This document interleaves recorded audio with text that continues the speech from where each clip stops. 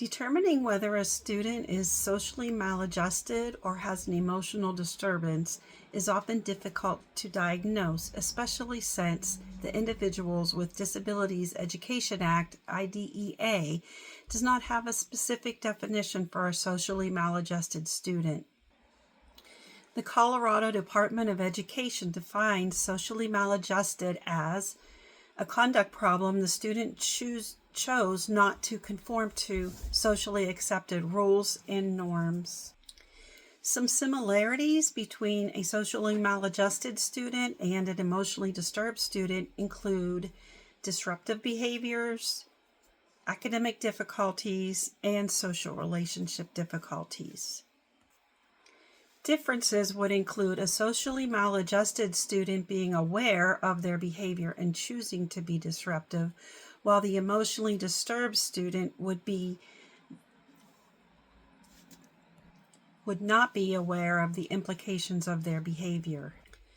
A socially maladjusted student may rebel against the rules. However, an emotional disturbed student would prefer structure in the school setting.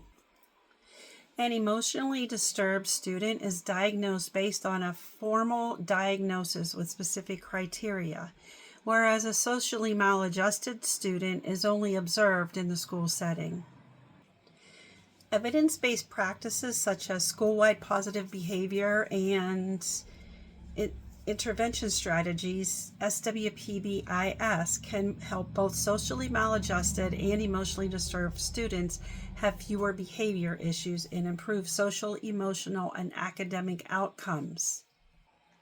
An evidence-based strategy that has been shown to help with social skills for both socially maladjusted students and emotionally disturbed students is called FAST, F-A-S-T.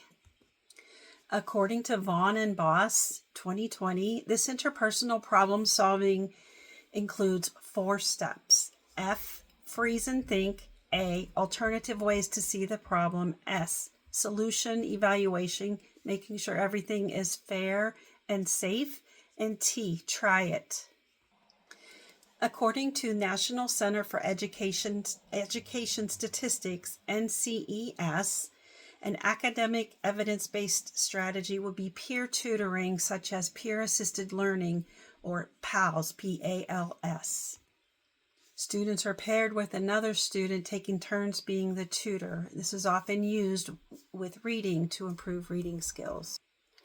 Due to many similarities between a socially maladjusted student and an emotionally disturbed student, there is often confusion when trying to diagnose a student with either disability. Part 2.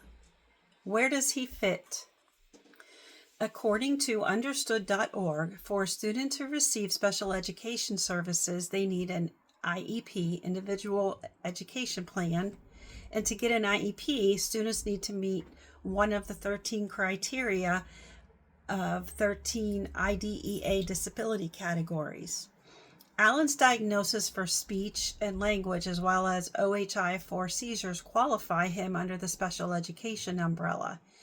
Although his behavior and social interaction concerns appear to be socially maladjusted, Allen should still have access to special education services for his behavior and social skills as a related service. Not knowing about Allen's academics, my recommendation to an IEP committee would be for Allen to be educated in the general education setting with pull-out services for speech language. This would allow him to be in the least restrictive environment. Allen should receive social skills lessons from a special education as pull-out service. The social skills lessons could contribute to improving Allen's social skills as well as his behavior concerns. Allen should have access to an emotional support classroom for either scheduled breaks or when a break is needed. This should also help with some of Allen's behavior issues. However, if Allen did not have a speech language and or OHI disability, his behavior could be addressed through a 504 plan due to him not qualifying for special education services as a socially maladjusted student.